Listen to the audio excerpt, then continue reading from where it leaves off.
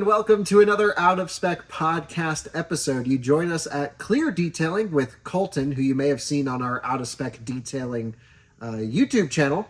Hello. Hi there. You have beer in your cup. Yep. But I'm drinking Prime. Yeah. What is this? Some sort of sports drink, I guess. I don't really know.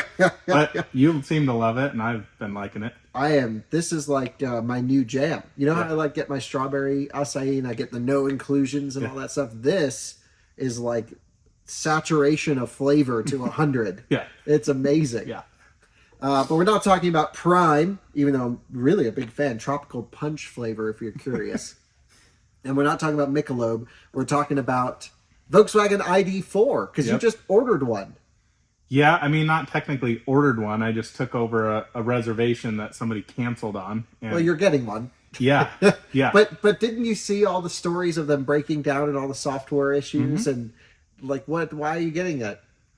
Yeah, I guess the biggest thing is I've been kind of cross-shopping all these cars, and my wife, Jess, she's got a Tiguan now. And I really don't like that car. It looks really nice. Looks great. It's got the R-line stuff. Yep. It's got now overlanding wheels. Yeah. Currently it's on BlizzAx and looks pretty good. I think it looks cool, but yeah, really don't like how that car drives. It's had, talking software bugs, that car has had a ton. I still, to this day, have gotten a new phone. I cannot even connect my phone to the Bluetooth, CarPlay, anything. Volkswagen's so bad with software. Yeah. And it's crazy to me because, they recognized they had an issue. They started a new division called Cariad. And Cariad internally was they took the Volkswagen, Audi, Porsche, Lamborghini, Bentley, all the groups, software guys, and stuffed them in one building. And that is as big of a disaster as you can imagine it being. All the Volkswagen guys are like, oh, do we get 911 company cars? And all the Porsche guys are like, I don't want to golf. And this was the biggest topic.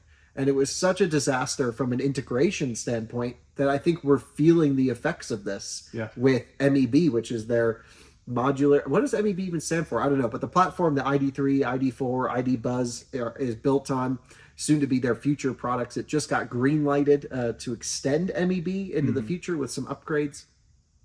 And what a disaster it's been from a software standpoint. 2021 cars have no updates in America. 2022 cars get auto hold and a few things. 2023 cars get faster charging with the same battery pack. It makes no sense. Yeah, it's all over the place for sure. And you decided to buy into this as someone who owns a Tesla Model 3 to experience the best software experience. Yeah. And you're going, I want that ID4. Well, that's the lifestyle I'm looking for. Yeah. Let's back up to where this originally started. Yes. Was I put a reservation down for a Model 3 Performance. Which is dumb. Yeah, this is going through the backstory, what we got into. So what I was going to do is my Model 3 is leased. It comes up for lease in 2024, which is where my wife's Tiguan does too.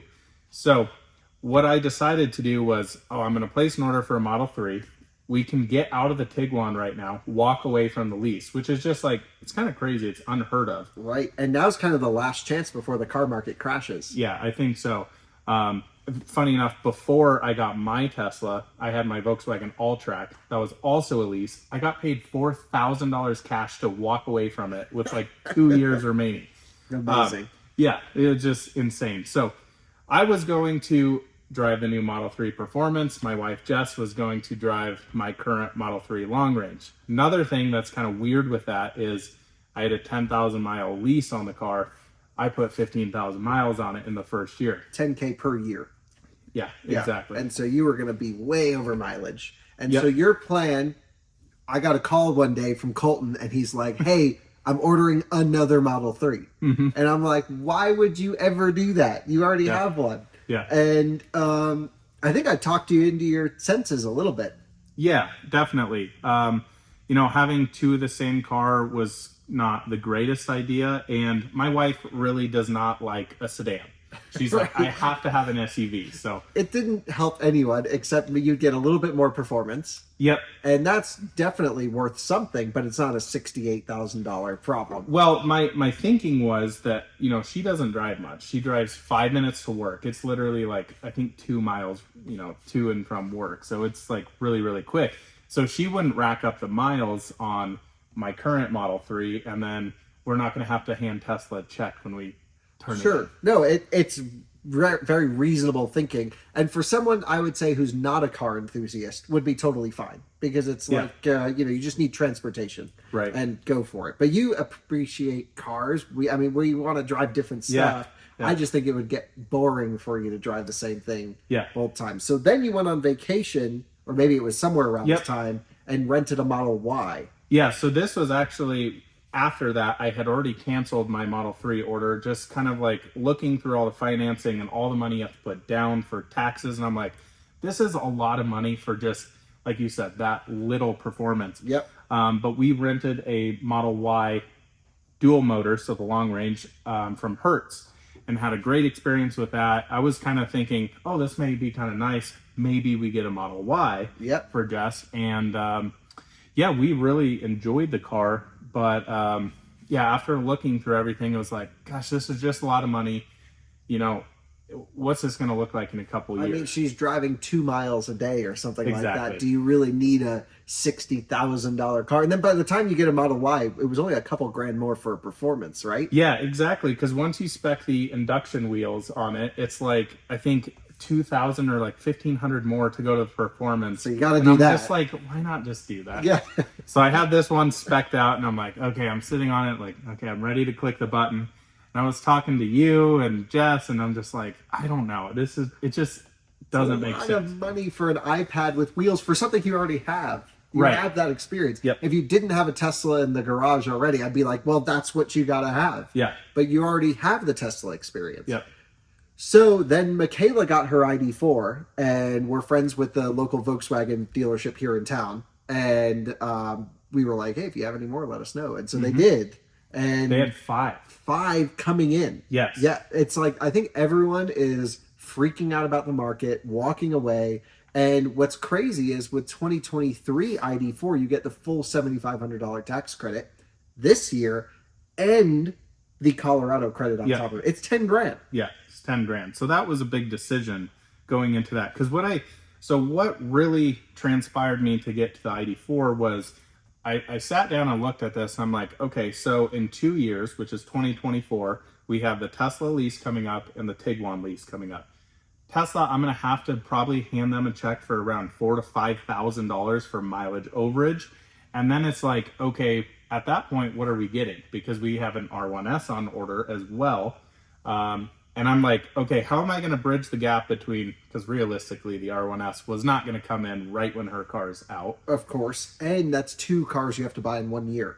Exactly. Within like a couple of months. So I'm Yeah. like, we're going to be buying this. I'm not going to lease anymore because, going through this whole mileage situation just is not working out. Agreed. So Yes. I'm like, okay, we're going to have 2 cars we're buying, potentially like a Model 3 Performance and a Y Performance at the time, or an R1S or whatever. And I'm just like Heavy okay. cars. Yeah. Yeah. I'm like, okay, that's a lot of money Yep. to, consider. We're trying to buy a house next year or Yep. yeah. So it's just, there's a lot going on. But in comes ID.4. So ID.4 was $20,000 less than the Model Y by the time we calculated everything out. Yeah. And in reality, what is she gaining? Well, you're getting massaging seats, which is really nice. A much quieter and softer ride. Although we haven't tested Model Y comfort suspension yet. But Right. you would have gone for a performance anyway. Yeah. So I'm not sure if it would have been so smooth. But I think, Jess already drives a Volkswagen. She understands how the car operates. This isn't too different. And what's nice about the ID.4 is that it's just a car that happens to be electric. That's the greatest point out there. So what we came down to was a Model Y Performance in this position is too much car for her. She doesn't really care to bridge that gap of this huge price point. She drove the ID.4 and is like, I love it because it's like her car. It's got more power and you plug it in, don't have to pay for gas because she is every time, I swear, every time we go anywhere, car is dead empty. And it's like, okay.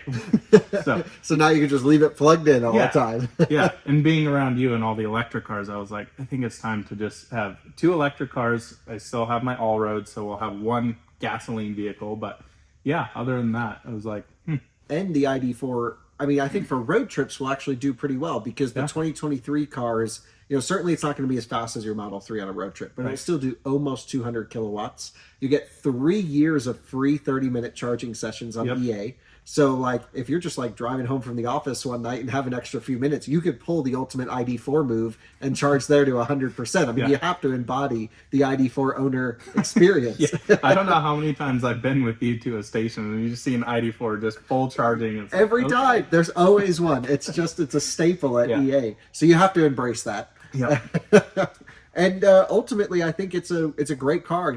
I just had this one out in the snow. Michaela has the identical spec to the one you're getting. I mean, no difference. Not a single difference. It's crazy. So don't park next to each other. Yeah. It's going to be like, okay, which door opens with this key? Right. Oh, man, that's going to be crazy. But all-wheel drive, 300 horsepower, 77 kilowatt-hour pack, about 200 miles in winter, maybe 250 in summer. Good-looking car overall. Yeah. Definitely room for modifications, but I pitched you on all the options. I was like, hey, you really need to look at Ioniq 5. You really need to look at EV6 because I didn't want you getting locked into something you weren't into. And I wanted to make sure you knew about the software bugs and the issues on the car. And thankfully we have the best dealer in town who will just get us right in and fix everything. Exactly. And that was a huge point to it. And I think I started cross-shopping those and like EV6, which I was really interested in. I'm like, it's a great looking car. I like the interior a lot better than Ioniq 5. Charges way better than the ID.4. Yeah, way better. But I mean, for us, I don't think it's like a huge deal. I mean, we're gonna have charging here, so I can drive the ID.4. We just put in the Autel charger here. It's gonna be quick. We've got 110 at home. That'll be more than enough for her to charge up. But I started looking at it, and it's like it's a little bit more. And Jess, at the end of the day, is like, the ID.4, in my opinion, is like the most car EV out there. It feels just like a car that happens to be electric, and there's no of the shortcomings and stuff with that, because like she gets in the Tesla, is like, I don't understand what's going on here. It's a lot. Yeah. It is a lot, except for us nerds that really dig into all of that. So that's I think it was a good option. It should be here in a couple weeks. Yeah, crazy. So by year end, you'll see videos with Coleton's ID.4 where we should compare it to Michaela's. Yeah, definitely. So we'll do like a little, I don't know, a little clickbait video. We bought 2 ID.4s or something like that and compare them from a build quality standpoint on the detailing channel. But that's kind of what's going on in your garage. So for your personal car situation, you're going to be rocking the Model 3 dual motor. You're going, which you just put on Nokians, by the way. Yeah. It looks really good. It's amazing. You're like chunking the tires all over the bumper though, because they're so soft.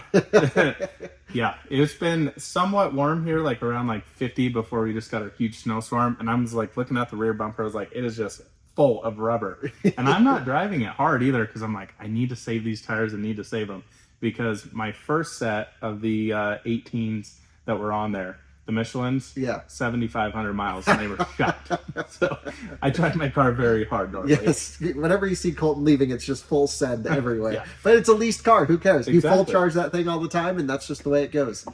So you'll have the Model 3 dual motor. You'll have the ID.4 all-wheel drive. Great 2-car solution, I think. I agree. And you'll have the off-road all-road that won't ever see dirt. Yeah, it's a mall crawler like nothing you've seen before. Cool. Well, thank you guys for watching another Out of Spec podcast. That's what Coleton's driving these days, and we'll see you on another one soon. Bye-bye.